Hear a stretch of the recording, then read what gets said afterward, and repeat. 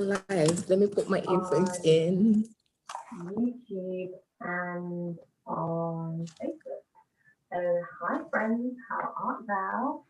We are about to go live on Instagram. Hold on. I've not got my earphones in. Okay. Can you hear me? Yes, I can hear you nice and clear. Perfect. We'll find out. Can you see me okay? Because last week it was a bit dark. So I'm hoping this week. Yes. Sorry.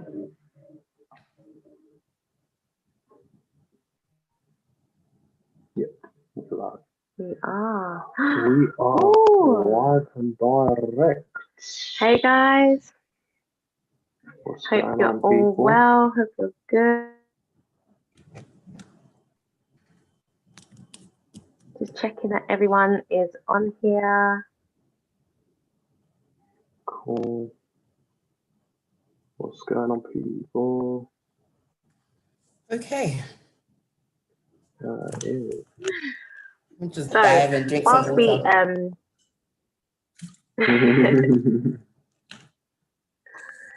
So whilst we get everything ready, hi Facebook, hi YouTube, lovely to have you with us today. We are here for part 2 and it's very exciting. I don't want to go into too much because there is so many questions that we have for the wonderful special guest that we have. But all I'm going to say is it's not just a marriage issue, it's just a relationship issue in general. In relationships, is there life after this thing? Hey, Kayon, good to see you, honey. Hi. And the main thing that we're asking and we're talking about is affairs. And is there a marriage after an affair? So we have our special guest. She's waiting in the wing. She's already joined us. She sent us the request. So we're just going to say yes to her, bring her in on the call as we go live and we get ready to talk all things marriage, relationships, all things infidelity, affairs, truthfulness. We are good. Brilliant. So, yes, Okay. guys. All right, We've got a little. Yes. Don't worry How about we doing? Instagram. Yes. Don't worry about Instagram. Let's just. So we're going to be discussing all things relationships, all things marriage, all things fidelity, infidelity, all things what happens if, how do I deal with, and I'm not even going to lie to you guys, this topic is so heated. It is unreal. Myself and Ulrich, we came off the live with Ope, our special guest, last week. And I'm talking for at least another half hour, 45 minutes. Easily. We were still discussing the content of what we discussed because it was so deep. It was the kind of thing where it was just like, no, I think that you should. No, but if the person has been cheating, no, but why should they apologize? Why shouldn't this person come back for forgiveness? We just went to we went for it. We almost posted it. Yeah. We almost posted because we recorded. At one point, it was getting so animated. Oh, wow. We had we pressed record on the because it was so good, man. It was so good. Trust me. That's why I keep saying. Post it. It They're not ready. We'll probably do like a throwback, like in a couple of months. Okay. Behind the scenes. Remember when Ope came on the live and Masha and dance and we had to go through the thing for a long time. Oh yeah. Oh gosh, yes. But we're just doing our check to make sure we are all good on Instagram, on Facebook, on YouTube. Can everybody hear us? Like we're good. Yeah. Those who have joined us, hey, officially Flexitarians, good to see you, Mr. Adams G on here. Moji, my girl, how you doing? Good to see you on here, as well as Princess Rafia. It's so lovely to see you on here also.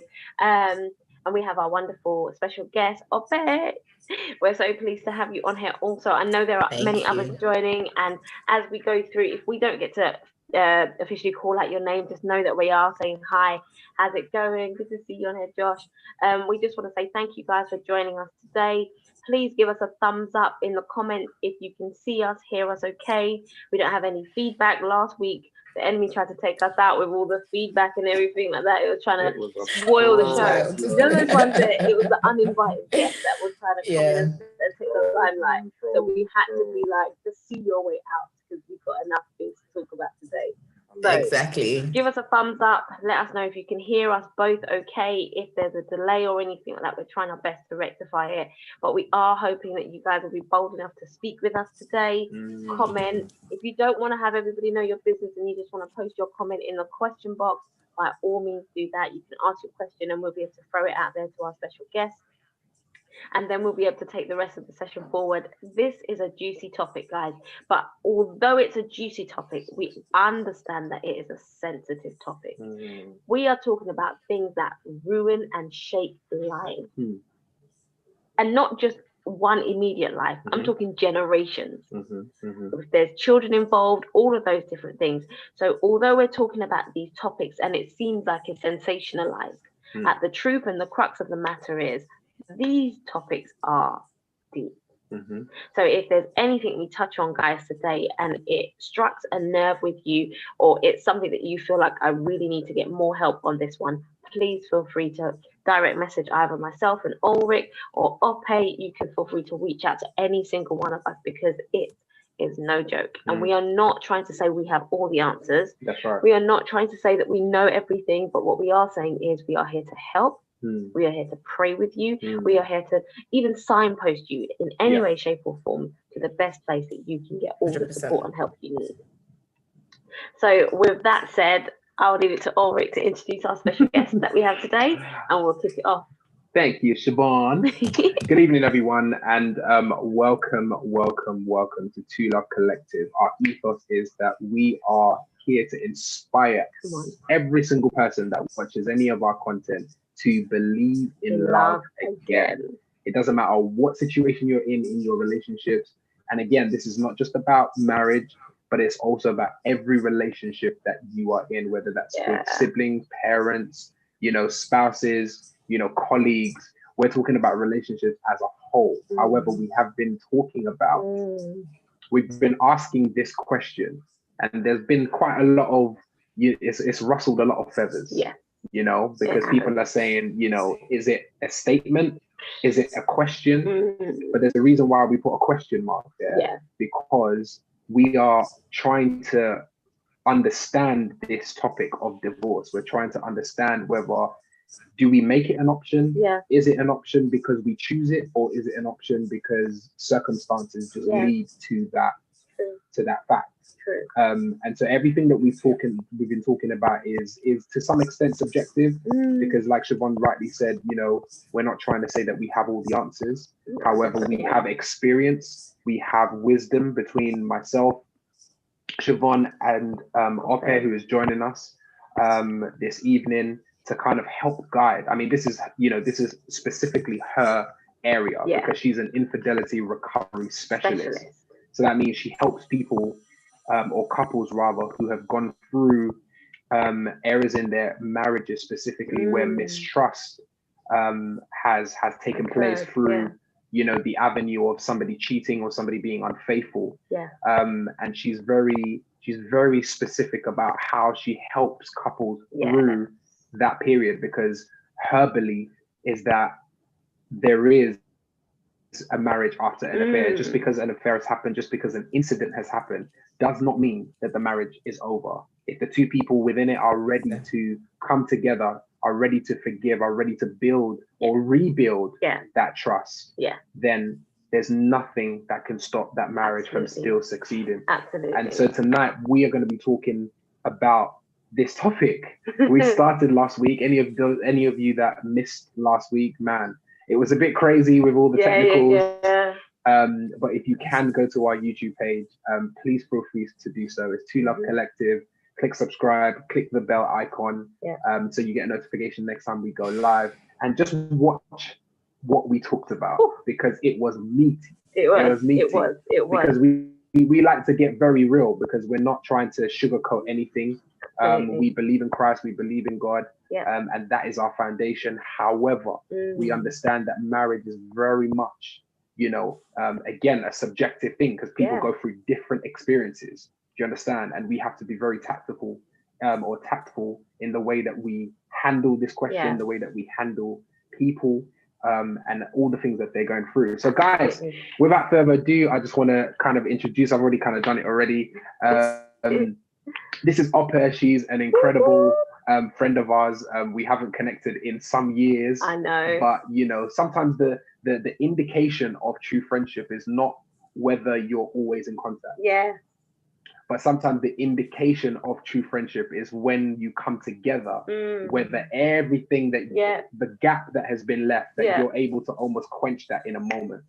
Just like and that. We've definitely done that. And we're so happy to have you on the show again to school us and to really share your wisdom. So thank you so much for having me again. Yeah, man, it's so good to have you again. So where do we start from? So kind of a recap. So last week we kind of because I was going to say that Siobhan left us on a cliffhanger last week.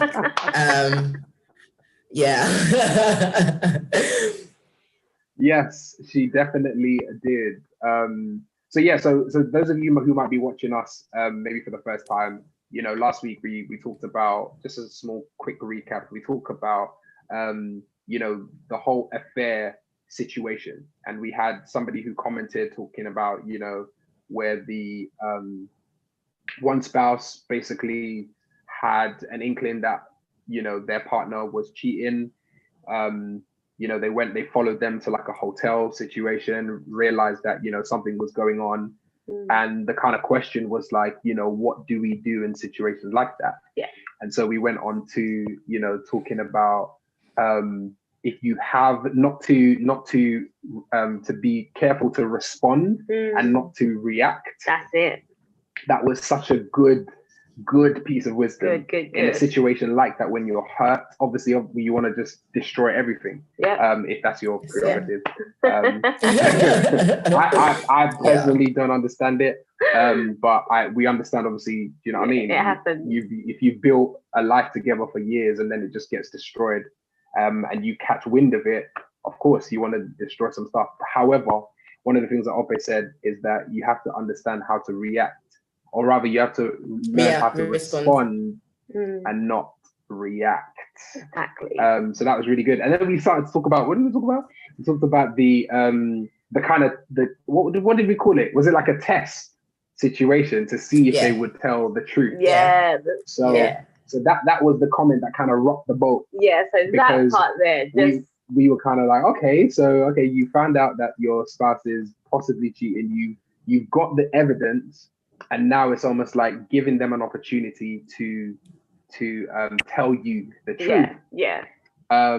So I'm not even going to go into it. You guys need to go and watch it. We can't go into what we talked about. Exactly. Because it was real good. It was real good, and it caused contention. Not contention, but a difference of opinion afterwards. So it was very I was in one corner, or it was in another corner. And let me tell you guys, we received phone calls. Oh yeah. After the live. Funny, so the following day, we received another phone call from one of our brothers, our dear beloved, and he turned around and he was like, "No, because this, that, and we went right back into it." As in, we discussed it on the live. Ulrich and I discussed it after the live, and then someone called us, and it started all over again. I love the fact that the topic that we're discussing is one that is powerful, but it's also one that a lot of people have their opinions on. So we're just going to delve straight into it now. Ope, straight in. Is there anything that you want to say before we start? Too funny. She's just ready. No. Just let's go. Yeah. So with regards to the cliffhanger, I can't hear you. With regards, can you hear us now? Okay, yes, I can. Yes. Because there were a couple of things that I asked right at the end.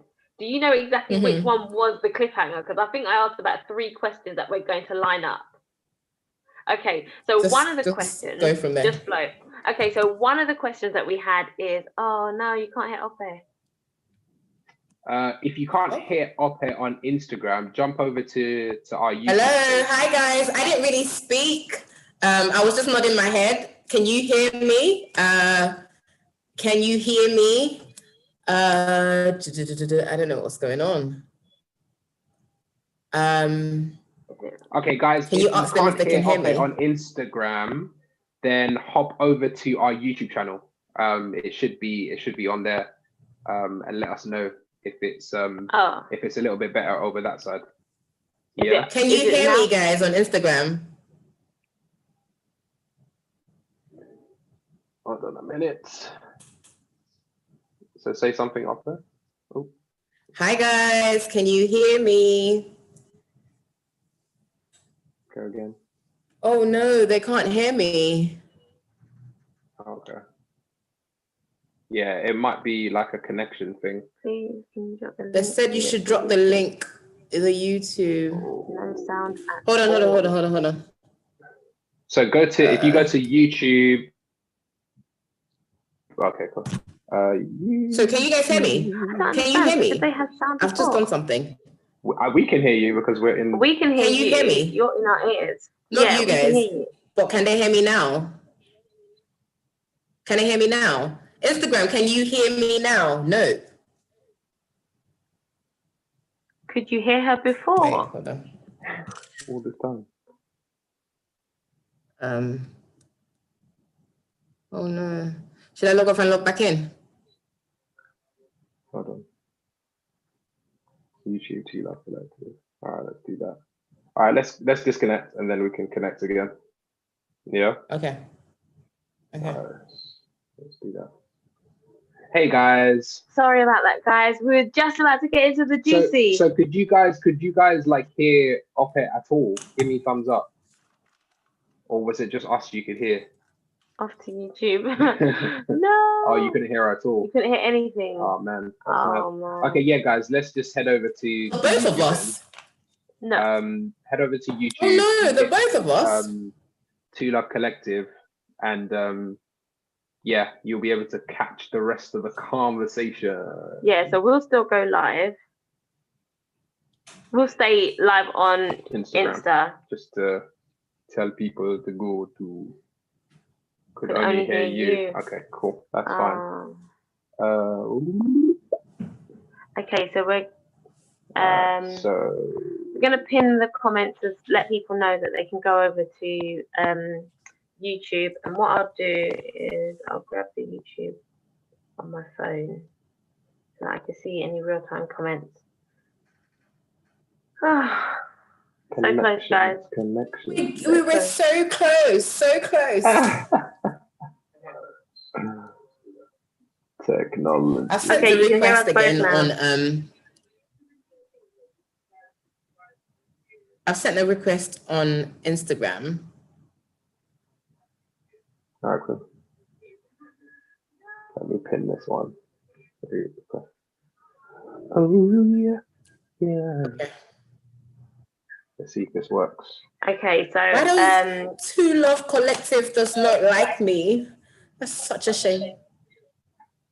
are you here now? But I can hear myself. Yeah, that's because like we just reconnected. All right, cool. Okay. Let's go in. Can you hear me now? Yeah. Can you guys hear me now? Yes. We can hear you. On Instagram as well? Let's just go for it. Okay. Yeah, people will come and go. Yeah. Okay, so the question that we had yes, okay, they can hear me. Perfect. Okay, cool. Nice. So now you can. Okay. So the question that we have for you is, with regards to, okay, so let's talk about infidelity. A lot of people, they say that, you know, I've never seen somebody who is faithful or somebody who is able to maintain a working marriage. I've never seen that displayed. I've not grown up in the environment where my dad has shown me how to be that person, or my mum has shown me how to be that person. What advice would you give to the person who's struggling to walk it out when they've never seen it displayed? Love that question. I think that was actually the cliffhanger question. So you just like literally just delved right into it. So I love that question. And I was on the tip of answering it last week and you were like, oh, on to next week. But yeah, we're here. Thank God for his faithfulness. Anyway, so with that kind of question is one or two things that I would say. As a Christian, you have to take things in levels, so to speak. So I'll say this, whatever you tell yourself, whatever lie you tell yourself, especially lies, is what the enemy will come and amplify. So if you keep telling yourself that I can't do this, or I can't remain faithful, or I would never marry a faithful guy, or all men cheat, guess what? What you're going to attract is exactly what you've said. It's what the Bible says, that there's life and death in the power of the tongue. The power of your tongue. Hey, especially with the lies, whatever you're telling yourself, whatever lies you're telling yourself is what will be amplified. So the enemy is also, hovering around like a roaring lion looking for who he will devour. So he starts with your mind. So whatever you've received, there's no amount of counseling, there's no amount of talk, there's no amount of prayer. It's what you're telling yourself, and that's what you would manifest, right? So that's the first thing. And we can't even go on to the second thing, and that's debunking until you get your mind in check. So it's what you don't want for yourself is what you need to declare. After that, you learn the behavior. Have people around you that mirror what you're looking for. So have people around you. Yes, I've grown up in a, multi husband-wife relationship. I've seen my uncles or my dad or whatever cheat on my mom or my aunt or people. Then change your circle, because you are as smart as the circle that you belong in. So whatever you see is like, that saying, do as I do, not as I say. Right? So you can tell your child, don't do this, don't do this, don't do this. But the more you do what you're telling them not to do, the more they will want to do that which you're telling them not to do, right? So it's do as I do, not as I say. So surround yourself with what you want to mirror and look for it. It doesn't even have to be people that you can watch them from a distance. You can watch Ulrich and Siobhan, for example. My husband is not in your faces because that's not his field, but you guys have decided that you want to do this together as husband and wife. That's your example. Does that make sense? And even mirror people who are in marriages. You don't even have to see both partners for you to know that their relationship is great, right?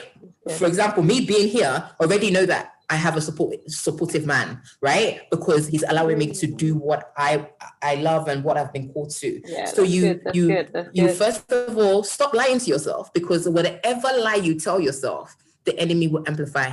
And I can't even tell you the truth without you believing that is the truth. So I'll just leave you with those two, and I hope that answered your question. Yeah, no. I think that's powerful, because when you think about people who are going through the process of coming out of darkness, they have to now surround themselves with light. They have to surround themselves with people who can 100%. Help them move forward and not slip back into 100%.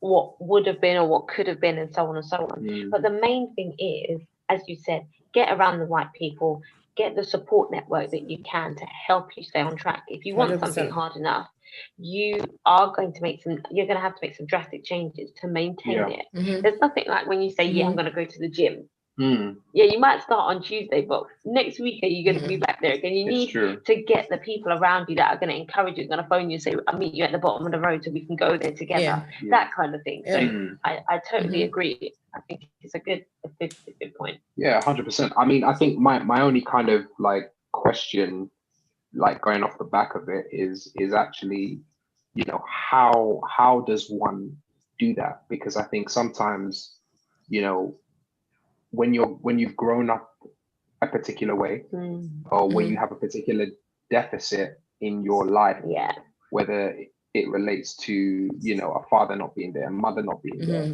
seeing a marriage example growing up. How do you make that switch when you are in the environment? Because sometimes some people are in an environment which they can't control. So what types of things can they do in order to it's very simple. So it's two things, right? You grew up around, there's two different responses. You grew up around it, you don't like it, and you haven't accepted it as your, you know, as what you are going to do.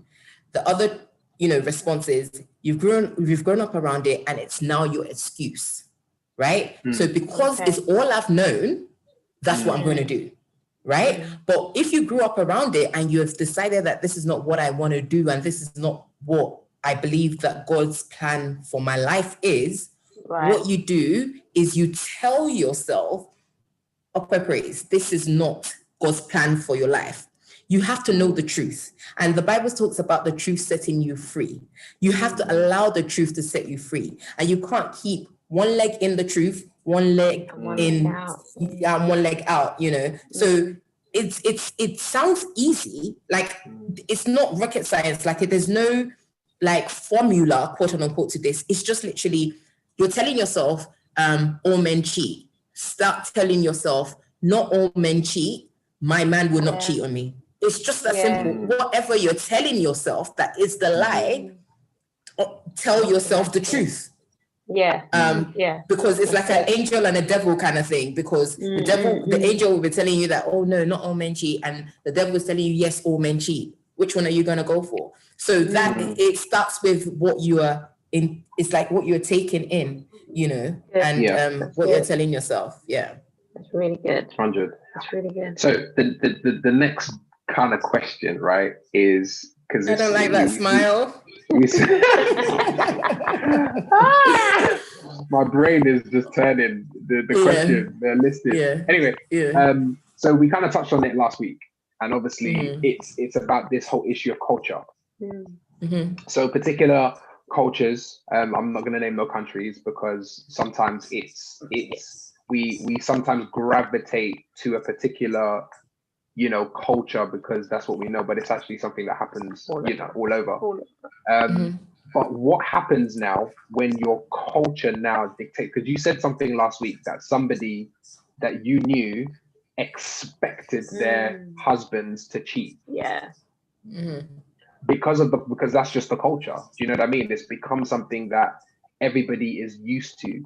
And so now it's almost like the customary thing. It's almost like when we talk about, we haven't talked about it yet, but it's just like sex and being a virgin. Do you know what I'm saying? We're in a culture now where sex is being embraced so much. Do you know what I mean? Everything is on the senses, you know, our advertising, our marketing, everything is geared towards that way. And so loads more people have experienced, you know, sex in some way. And so now when they're, you know, maybe they've changed or they've stopped doing that and now they're trying to live for God, them now trying to get with someone, there's this whole thing now of, okay, well, you know, well, I'm not a virgin, or I am a virgin and I can't find somebody who's a virgin, you know, all of these types of things. So how do we now shift this culture change? Because it's such a heavy thing. It's just as heavy as peer pressure. Do you know what I mean? When you have an expectation for something and the culture is almost dictating that, you're never going to get that. Okay, so that's where, you know, another scripture comes to mind. My people perish for lack of knowledge, right? Knowledge is powerful, right? And you can't, what has been going on for the past, for example, Christmas is coming up, right? And we've been celebrating Christmas for donkey years. It's not one person that will wake up today and say, no more Christmas. Christmas is ungodly, right? it's do you understand? Like it's a process. So that's like so we can say like in this situation, I liken infidelity to Christmas, right? So you can't just wake up and decide, I'm gonna change the culture. You can't do that. You have to change it for yourself. That's where knowledge comes into play. That's where exposure comes into play. That's where the truth, allowing, again, I keep on going back to it because you have to allow the truth to set you free. Does that make sense? It comes with a certain sense of freedom. And whatever situation you find yourself that makes you question the situation, dive deeper. You just don't question it and be quiet. You question it until you're comfortable with the answer. Do you understand what I mean? That's why children, if you've noticed, why? Yeah. Why? After the why, after the why, after the why, after the why. And then that's how Miles Monroe got to where he got to, because he was asking a lot of whys. Why do I need to pray? Why do I need to read my Bible? Why And no one in his inner circle could answer him. Guess what he did? He went off and found the answer himself. And when he was looking for the answer, he found the truth, the true one, the way, the truth, and the life. And it sets him up for life until death. Now that we can testify that Miles Monroe died empty because he was looking for something and he didn't stop until he got that thing. Listen, if what you're doing does not sit well with you, by all means, change what you're doing.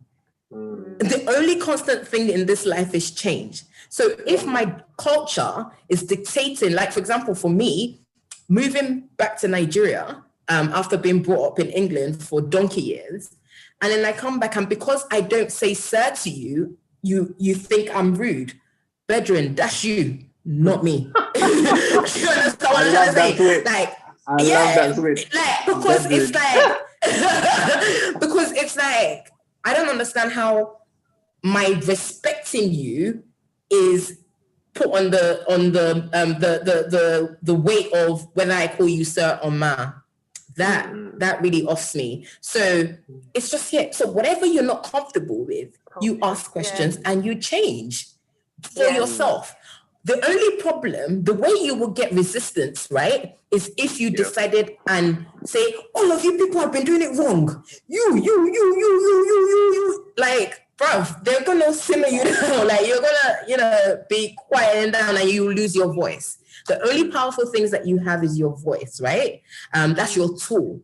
That's your freedom of expression. So just because culture is telling me one thing, like, for example, culture back then was sleep with your husband so that we know that you can get pregnant before you can marry, that you can, what's it called? Yeah, before you get married. Before you get married. Have children, But the Bible said I should save my sis. Do you understand what I mean? Some people use that as an excuse, but some people fought and said they can't do this. Do you understand what I mean? And one of the things that you also have to understand is that, and I remember when I said that Jesus is the defining factor here. He's the one that makes everything smoother or whatever. Let there be a way that you will say your truth has to set you free, basically. It's just what I'm saying. So I hope that answers your question, Ulrich. Yeah, no, absolutely. I think so. It does, definitely. So there was something that you mentioned last week, and we need to go into it a whole lot more. There's two things. I know I'm which one this is. What? Go. Okay, so go on. what I wanted to ask you about is the different types of cheating. Now, you said there was spiritual cheating, financial cheating, that there was emotional cheating, physical cheating, financial cheating, cyber cheating. Cyber cheating, so it's just, all of it. It's just very simple. So cyber means internet, right? The affair that you have over the internet. And with the cyber, it comes in so many different things. It can be emotional, it can be the financial, it can be because, sometimes in this part of the world, you send credits to your mistresses, right? And you send them card, like, so you would spend on them. So that's people that you met so that they can subscribe or have data or whatever. Cyber, so that's cyber. So social media, all of that kind of stuff falls under cyber. So people sending you nudes, sending you inappropriate messages, sliding into your DMs and you're entertaining it, that's cyber. Then emotional is the one that it can start off with cyber, but then so with the cyber one, that includes like pornography and all of that kind of stuff as well, right? 100%. Yeah, 100%. 100%. Yeah. A lot of people don't believe that watching porn is cheating, especially when you're in a committed marriage or relationship, but definitely it is because I don't want to go into pornography. That's a whole different topic. You just opened a different door right there. I know, right? And I'm already going there. But yeah, let's just come back to it. So yeah, pornography and all of that kind of stuff. Then emotional, which is literally giving the other person outside your spouse or your person outside of your committed relationship is filling a void that makes you whole, quote unquote. So your emotional tank is being filled by somebody else outside of your. So when you're having conversations, for example, the person makes you feel good about what they're saying, like the words the person is saying is making you feel good. You share intimate experiences with that person who isn't your spouse, that you don't share with your spouse. The sound of the voice of that person makes you excited, you come alive, like, and this person is not your spouse. If the person is at your office, although there's nothing physically gone on, like hugs or even, whatever, but immediately the text messages come, emails, you're super excited to see the person, to hear from this person. So there's an emotional void and connection that you felt with that person. Then financially, I mean, I touched a bit on that on the cyber part of things. So sending credit, sending credit for data to your mistress or mister, that's literally it happens. Yeah, paying the bills, spending on them, privately spending on them, that you're not open to share with your spouse. For example, I'll give you just an example. Like my husband families and stuff like that. Yeah, my husband went away over the weekend, right? Just this weekend just gone, and I get his alerts. So there's a debit alert on your whatchamacallit, I get the thingy the alerts because my phone is connected to his. So I mean, I know my husband is not doing anything crazy out there, but when I saw the alert when he was away, I was like, all right, I saved it into my left hand. Like, you meet me here. So because it was sent to another female, right? So you could see the person's name and everything. So when he came back home, after, hugs, kisses, I've missed you, Mister, what's the meaning of this? Who did you, who is this? And this is XYZ. I did not authorize this payment. Please, where did they come from? And then he explained to me. I mean, I'm just making light of a situation that, and then obviously spending privately that you don't want your spouse to be aware of, and it's not to surprise them. I'm not talking about you want to make a surprise for your spouse. I'm talking about, spending and not, your partner is not privy to that kind of information. Then physical can come from anything from hugs that make you feel better. I'm a hugger, right? So any man that I am physically attracted to, I stay away. Immediately giving you my handshake, because hugs does something to me. And I am the kind of person, right, who my husband's chest is very, very sacred to me. So once I lie on his chest, like it's almost as if all my worries and fears have gone away. So imagine me sharing that with somebody else. I've automatically replaced my husband. So you would not see me, not even my dad, put my head on another man's chest. What for? What am I looking for there? So that's physical. So a lot of people feel like physical is just when you have the penis has entered the vagina and, but it's not that. It's kissing. It's anything from touching as well. When you touch and slide, there's intimate. We're talking about intimacy, and you must know that in intimacy is intimacy. So the person is actually seeing you outside of what you're showing your spouse, who you have vowed to be there with. So physical can be from the touch. Them kind of touches, like you purposely brush your spouse because you just want them to feel you. Like I'm getting goosebumps right now because I know what those kind of touches does to me, as a spouse, right? So I wouldn't want to do that with, and then not even physically touching the person when you are excited. So for example, as a woman, Uncle John is in the office. I dress to the nines because I'm promised to see John. Yeah. So my makeup is different. My outfit is different. I'm checking my bum out. I'm leaving my husband at home. I'm going to the office. I'm dressing for this person. That is physical as well. I haven't done anything. And you know, they said, oh, but my motive and my intentions is pure. Well, the road to hell is what? Is paved by good intentions. Do you understand what I mean? So, Absolutely. Absolutely. And then I don't even know what number I'm at the moment, but I think that should cover everything that we said. Physical, financial, emotional, cyber, spiritual. Spiritual is just basically you telling your spouse that you're one way and you're really not. Do you understand? And like, for example, I'm a Christian, but the person I'm in committed relationship with thinks I'm a Christian, but really and truly, I'm seeking Buddhism.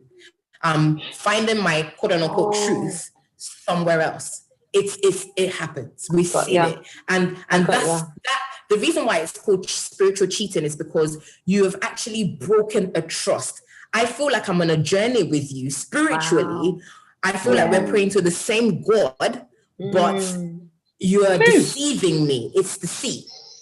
So that's a deep one. Because I remember I was speaking to somebody and they said, yeah, I've got a friend and this friend is into crystals, but they say they're a Christian. And in my head, I was like, we've got a juxtaposition here. We've got a problem because you're not walking together in that unity, but it's that same thing where the person's saying to you, yeah, I'm a Christian. Yeah, let's pray. But then at night, they take out crystals and they're doing what they're doing. And you're like, but yeah, I didn't understand what together. The spiritual cheating. Yeah, can two walk together? Right. Unless they agree. That's true. Unless they agree. That's good. So there you go. Yeah, that's good. Whew. Okay. This is so heavy, like you guys. Oh my gosh! We got one lined up after the other. So I want to kind of. That's fine. I want to kind of shift gear a little bit. And because we got like a few comments and stuff, and it's just stuff that I tend to kind of think about myself. So how does one navigate, you know, when they have been, or when they feel like they've been emotionally, or they are being emotionally abused by their spouse, or they're being manipulated, or like sex is being used as a tool to keep them kind of like under wraps. How does somebody navigate a situation like that? That's good. And this is from a guy's perspective as well, where they feel like, you know, their spouse or their wife, you know, is withholding sex, you know, they're you know, mentally abusing. Do you know what I mean? Because that mental and physical, there's a very thin line, and sometimes it can actually hurt a lot deeper, because it leaves lasting scars. So how does somebody navigate through, you know, so, like a situation like that? I mean, you know about my sex toys and sex ministry, right? So listen. Sex ministry, that sounds so mad. I do not subscribe to anybody withholding sexual satisfaction from anybody's spouse to manipulate, to get what's it called, to get your way, or that's manipulation as well, but you shouldn't do it, right? I must say now, and this is very important to say, that no excuse, there is no excuse under the sun that would justify cheating. So yes, your wife is withholding sex from you, right? I would rather you do everything in your power. So after talking, you've sought help, sought counsel, you've agreed, you've, you know, spoken to her, you've said, babe, I need this thing, man. You've even threatened, quote unquote, that if you don't give me this thing, I'm gone. I'm gone. Like they're people willing. I mean, you shouldn't use that as an excuse, but I mean, in the heat of the moment or whatever, you've done that. I would rather, right, you leave, quote unquote, than cheat, because there is no justification for your cheating. And I'm not saying leave unless there's anything medical. So whether she just had if she just had children, I don't know about you, Siobhan, but with my first son, it took me 3 months before I was able to open my legs again. So, and I didn't understand it. This is somebody who who eats, sleeps, drinks, sex. Like I'm sex was, and after my son, it just went like the hormones, everything was just not there. So the reason why I was able to get to the point where I'm having another child is because we had that conversation and he helped me through that, right? So I have an understanding husband. So for people who don't have that and counsel is not working, and seeking help is not working, and it's not a medical reason behind withholding sex, I say this is where to answer the question, is divorce is not an answer. It is an answer, because in front of God and in front of man, you will not frustrate yourself. What does the Bible say? Let's go to the Bible. It says, do not cause your brother to do what? To sin. Right? So you're withholding it for no justification reason. You just don't feel like today I come, tomorrow I come, then after, no. Coming means you've done the stuff. But today I come and I ask you. Okay, let me use it. Today I ask. Tomorrow I ask. After tomorrow I ask. Next month I ask. Next year, after year, I'm still here asking for the same thing, and you're not giving it to me. Frustration will kick in. And so that I don't sin, I will rather run away and leave. And that's it may not sound godly, but believe you me, it's better than the heartache. And a court will actually justify you based on that, because you cannot, even the Bible says that, listen, you said you want to fast, go and ask your husband and your wife, can I fast? Because if I'm fasting, I'm not opening my legs. So let's agree that for the next 3 days, there's not going to be any intercourse. Do you understand what I'm trying to say? We have to take the Bible in its entirety. Like, we can't just take the one that is, the Lord hates divorce and just sit there and be suffering.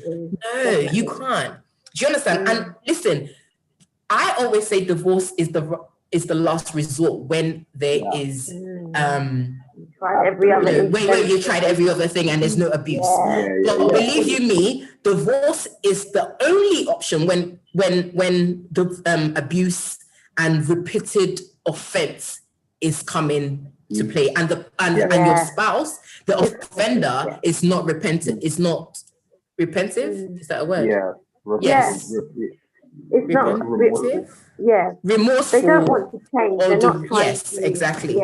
Reconcile. That answers your question. No, absolutely. I think it's really powerful, and I love what you said. It reminds me of the scripture that it talks about that his body is not his own and my body is not my own. And that basically means that once the two of you have become one, it's now not for you to say, well, this is my body and I don't want you to touch it. Because actually, it's not your body. When the two of you join to become one flesh, this body became your own and his body became... So the truth of the matter is, you have to be in agreement. You have to actually decide together, we are going to, or we're not going to. And as you said, counselling. Counselling. 100%.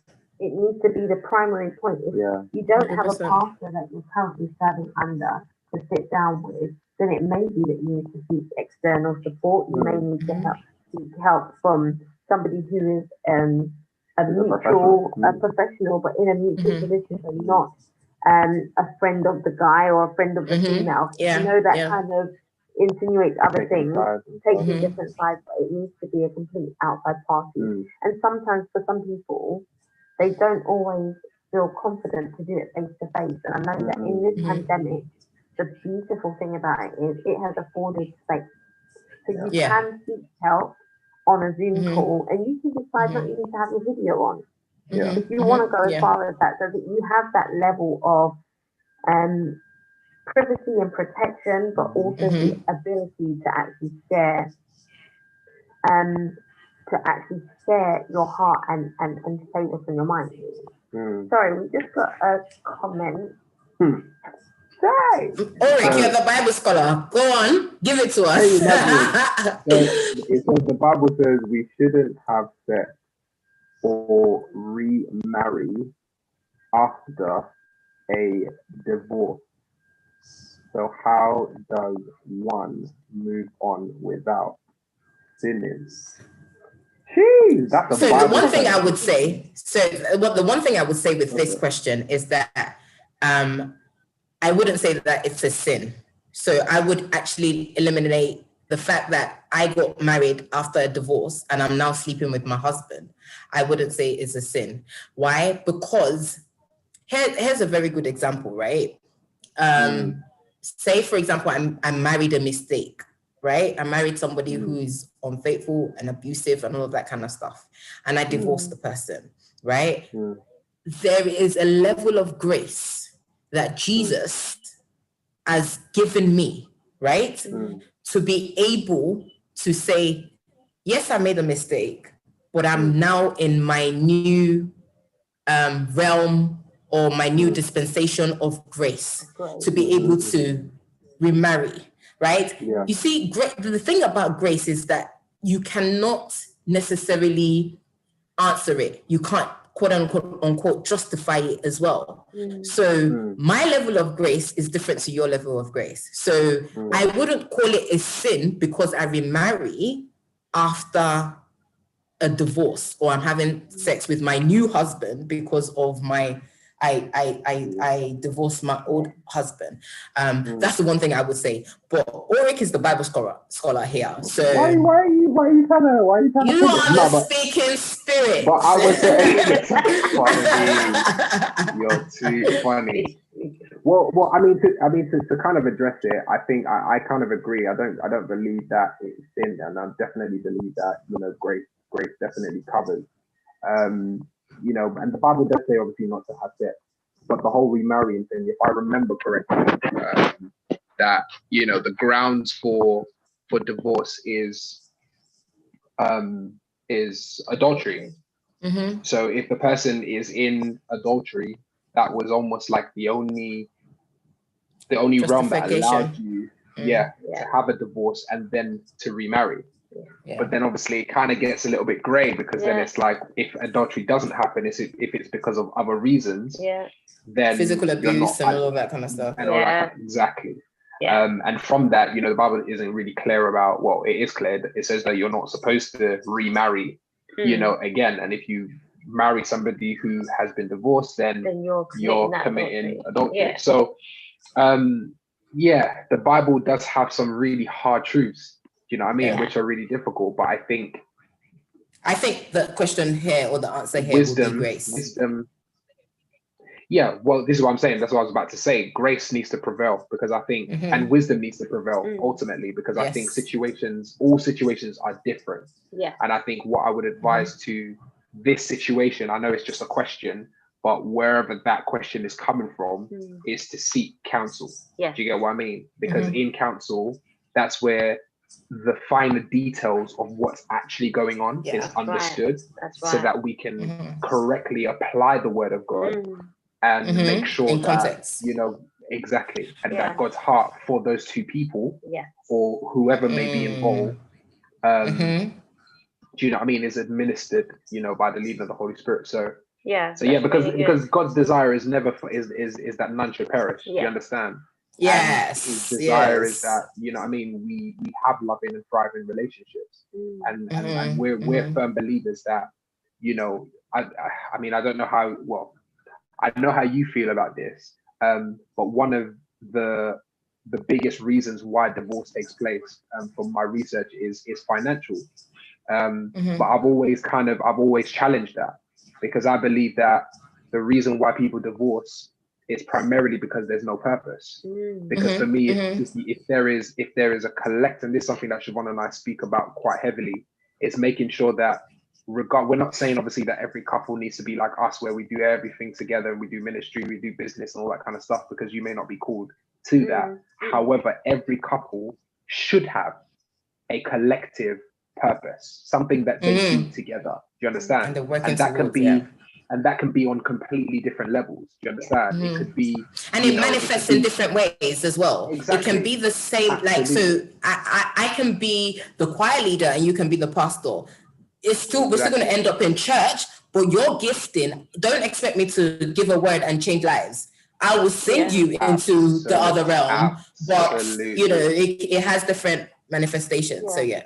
Absolutely. And I think this is one of the things, this is our heart, you know what I mean, with Two Love Collective. Everything that we're trying to instill in those that are watching is how important it is to understand that collective purpose between you and your intended, because now people are doing a lot more dating, online dating, all of this kind of stuff. And there's nothing wrong with that in my view anyway. But it's making sure that, you know, you keep the main thing, and that is, you know, what you don't want is, you don't want to be with somebody for 5-10 years and you look to the left and it's like they're just a glorified flatmate. You understand? There needs to be a reason why, and connection, you know, we've come together. It can't, and sometimes, even though it can be for children, some people are called to that, where they're just, you know, they just got children. Do you understand what I'm saying? And there's nothing, I've met a few people who, you know, they're on like 6, 7, you know what I mean? And that's their thing, you know, schooling they their have children, grace, building them up as arrows for the kingdom of God. So, but it's finding that thing, and it's being patient to find that thing, you know what I mean? And I think that, so when the financial issues happen, you understand what you're standing on. You know, because if you have the purpose, you understand that financial deficit or season of difficulty that you're in will pass. Exactly, because you know this too shall pass. Yes. Come on. Where's the offering basket? Come on. So we've got 2 comments. We've got one comment on YouTube, and that's from Quantum Vortex, and they are basically saying, for some people, marriage is like landing a dream job. Then a couple of years later, demanding half ownership in the business that hires you. Wow, now, I love that. That question now, let me read that again. On to some other stuff that we want to cover in another topic. So quantum vortex energy, if you don't mind sticking a pin in this one. I know that Ope's going to go into a bit of it. I know Ope is going to go into a bit of it, but we're going to stick a pin in it because we want to cover that on a live all by itself. All by itself. Because when marriage is a contract. When marriage is a contract, and also prenuptial agreement. Yeah, that right there. That's a big. It needs more time, and you know, a couple asked us like a couple of weeks ago. They were like, you know, what are the topics that you are wanting to cover, but have a kind of resistance about. And this is one of them. Prenups in marriage. Jeez. It's so intricate. So but please, that's not my area of expertise. I'm gonna say that one out. But I do have a question for you, and it's probably one of our last questions that we'll go with tonight. And the question is, okay, so the main area and I'm asking you, can you give some pointers to couples who have actually experienced, for whatever reason, any of the areas of infidelity, whether it's spiritual, emotional, physical, financial, any of those, or cyber, any of those aspects of cheating and infidelity in their marriage, how can they recover? Because we've heard that there's recovery afterwards, but what does that look like? How do we get back to the point of trusting one another? How do we get back to the point of rebuilding? Perfect question.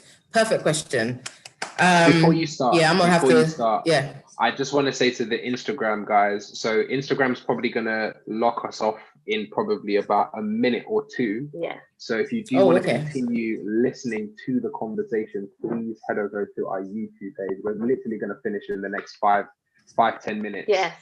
Just jump over, and we'll be glad to welcome you. So Two Love Collective. Just jump over and you can continue the conversation. Over to you, Ope, go for it. Okay, so when it just ends, we'll end it. Right. Yeah, okay. It will throw us down. Yeah. Thank you, Instagram. Okay, so it's a beautiful question, right? And one I never ever like speaking about recovery without talking about this aspect of, you know, the steps. So we go through 7 steps with our couples, right? And so the first step is the only step most of the time that we don't get to know about, and that is in the disclosure of the affair, right? So what do I mean about the disclosure of the affair? Oh, she said, let me run to YouTube. Okay, we'll give you 2 minutes. Let's lock on. We'll wait for you. You know, like when the plane is about to take off, like you've been taxiing, and you go, and then you have to bring yourself back down. Like, I love that. Okay.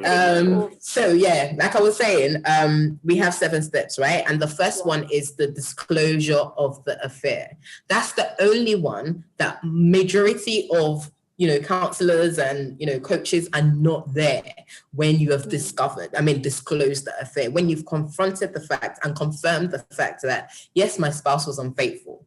That is the only step that we are not there. So that's the disclosure. So when you find out, when you've confirmed, when you have all the evidence, you've asked your husband or wife and they've admitted, from that, you know, step is what brings you to us, right? And then the second step in the process is that you have to discover the why of the affair. So I cheated because I strayed, because I was unfaithful, because and it's not just good enough to say the other person cheated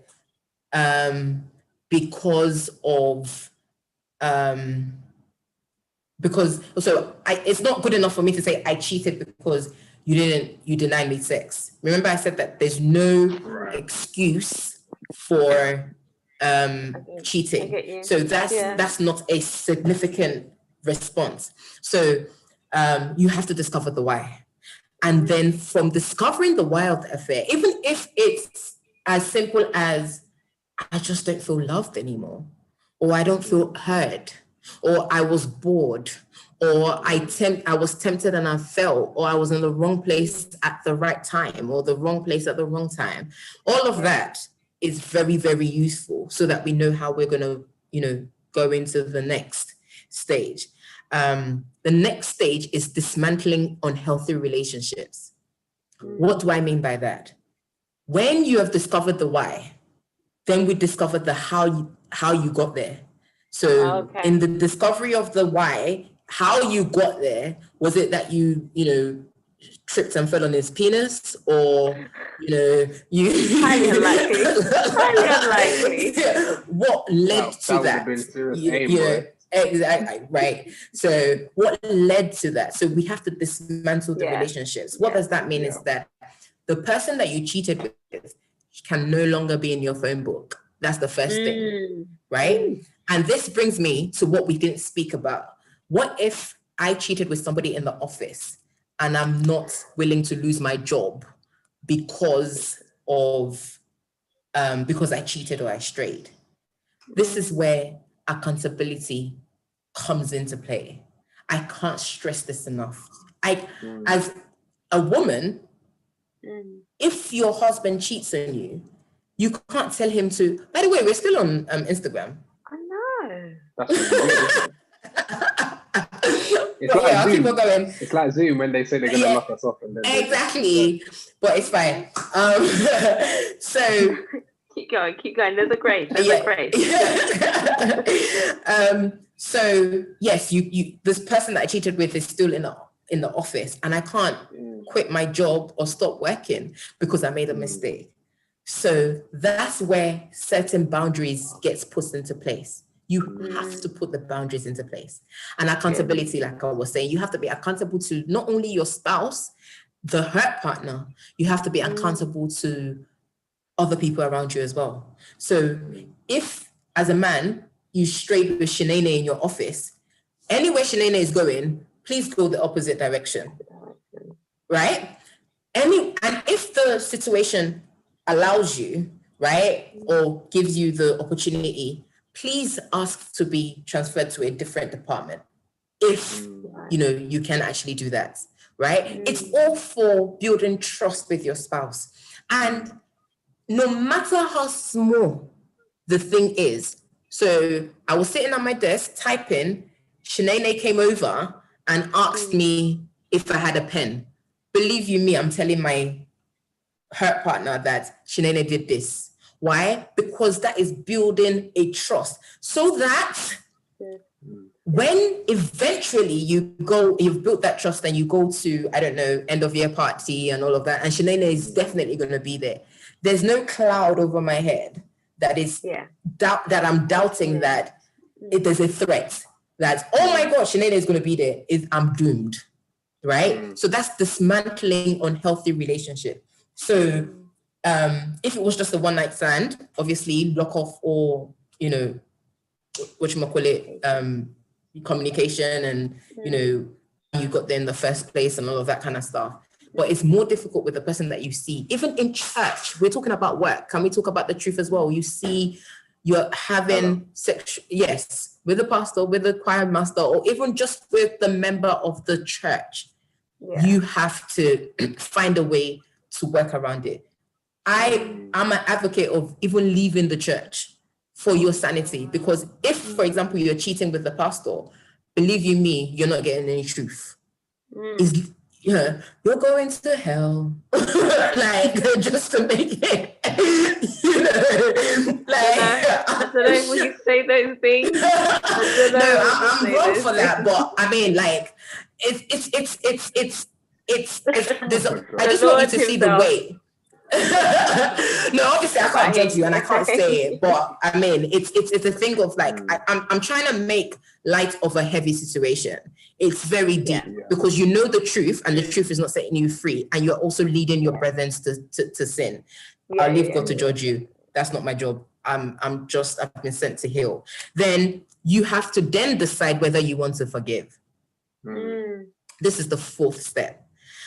When you've decided that you want to forgive, in as much as this is so hard to say, you almost have to forget. So because and I can see Ulrich's expression, because you have chosen to stay and forgive, you can't keep bringing it up. Every 10 minutes, every 10 days, every yesteryears. No. You have to let it go. You have to let go. If it's a reoccurring thing, then you can take actions. That's a whole different, because you keep on breaking my trust every other day.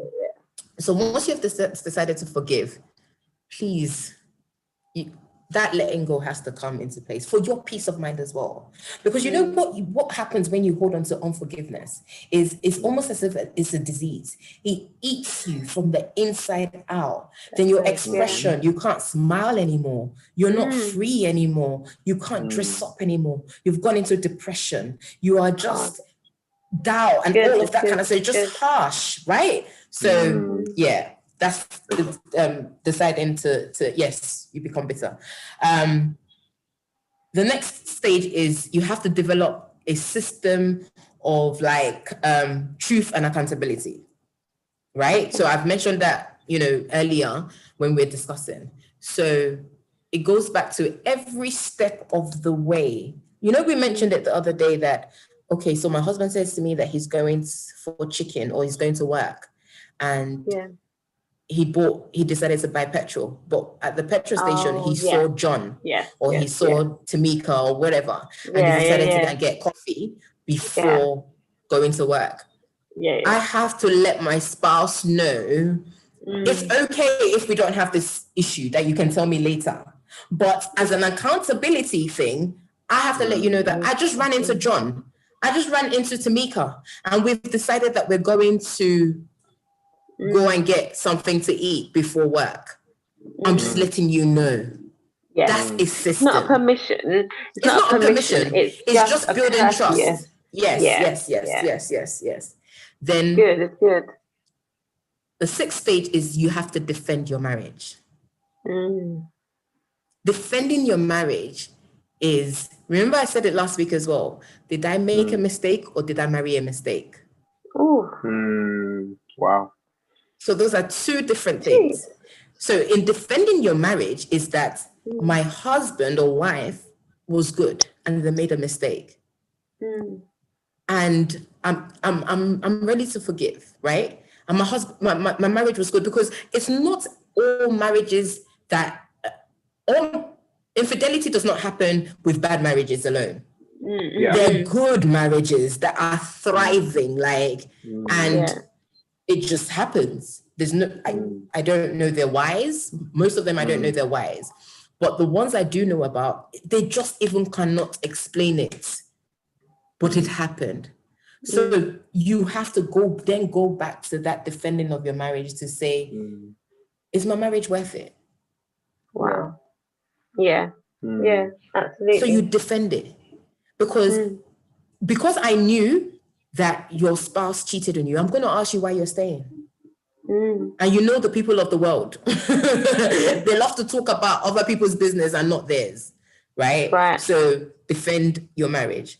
Then the last but not least is, after all of this, you have to design a new life for yourself. What 100%. does this mean moving forward? Wow. Where are we going from here? What we were from 1 till step 6, we were in pain island. Now in step 7, we're moving into pleasure island. What does that look like? What is our goal? Where are we going to end up? What do we want our testimony to be after this? And I would tell you this for free, that even though you have stepped out on your marriage, you can still come back and have a better marriage than that which you stepped out on from. Wow. Amen. So that's it. Fantastic. Thank you so much. Speaking. That's great. Let's take the benediction. No, joking. That joke aside, I think, thank you so much, Ope. Amazing gems, pearls. And I think that, for different relationships, even if something hasn't gone as far as infidelity in an affair, there could be different things that have broken trust. And I think just applying just the tips and the wisdom and the points that you've made to actually make conscious decisions to either get accountability or go in the other direction, or and it could be different things that you're tempted to do. And like what you said with the financial cheating, doesn't always have to be that you're spending money on a person. You may just be hiding your spending on other things. Like you're spending it on yourself, and you're hiding those things or buying yourself. Or not showing secret saving accounts. Exactly. Yes, ma'am. All of those things. Transparency is the key. Exactly. Using the money to do other things that that are a bit untoward. All of those different things, I think they are things that betray trust. And once trust is broken in a marriage, it's very, very difficult to remold, to rebuild, to reconnect. I sometimes say this, sorry to cut you, I sometimes say this, that say, for example, we courted for 2 years before we got married, and then you cheated in our first year of marriage. It took me 3 years to be able to trust you. And it took me 1 day it took 1 day to break that trust. You can't expect me to automatically go back to the way things were the next day. Absolutely. Absolutely. It takes a whole lot longer now to rebuild it. It's almost like the 3 Exactly. years that you took to build that, now it would be almost 3 times that to rebuild Yes. what was Because there was already no broken. doubt before, but now there's always Exactly. doubt. Yeah. That fight against the doubt is, and I love what you said, because you've given great tips and pointers of how to regain trust, rebuild trust. And it's not just for the person who has cheated, but also for the person who has been cheated on. Yes, So ma'am. now it is saying, not bringing it up, not throwing it back in their face, not lording it over them, not holding up their worst moments against them, because we know that God doesn't hold our worst moments against us. And while we were thank God yet for that. sinners, he still died for us. And Yes, even ma'am. on our worst day, he still said, I marry you. He still said, Yeah. I am your maker and I am your husband. He Come still on. says that I am Christ and you are my bride. No matter how filthy your garment is, I'm still calling you my own. Yeah. Yes, So ma'am. I guess in all of what we said today, it is just to highlight that there is a grace and there is a God whom we serve, whom we know, who gives us the ability to do extraordinary the things, God of even all when we grace. think that situations are beyond reproach. There is Yes, always, ma'am. Yes, ma'am. there is always a way forward, a way to reconcile, a way Yes, to ma'am. rebuild. Yes, ma'am. But yeah, Ope Praise, thank you so very, very much. Thank for you. being amazing. Thank you. Thank you. Thank Thank you. Thank you. you so much. Thank you. For all Thank of you for you having who me. joined today and want to reach out to her, she is on social media. You can catch her on Instagram.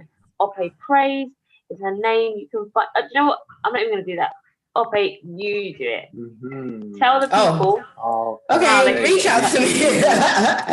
So you can send me a DM. Use any of the contact thing emojis on Instagram. So my DMs, emails. I'm so sorry. I've, you know when you have like a train of thoughts in your head and then it zaps and then you're trying to come back to me. So yeah, so all the contacts. So you can reach me via WhatsApp. You can reach me via email. You can reach me by sorry, that's just came to my head as well. So my DMs are always open. I mean, with all my posts, I put it there that my DMs are open, and I do offer a 15 to 30 minutes free session, first contact calls before any sessions or building or whatever we go through. And I must say now that we actually do individual and couple recovery, because there's some couples who the husband or the wife who's cheating may not feel like there's anything wrong with it, right?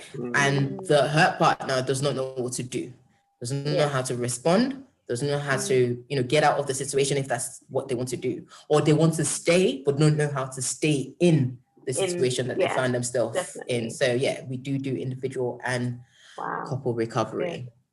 Thank you, Alicia. I'm glad you really enjoyed it.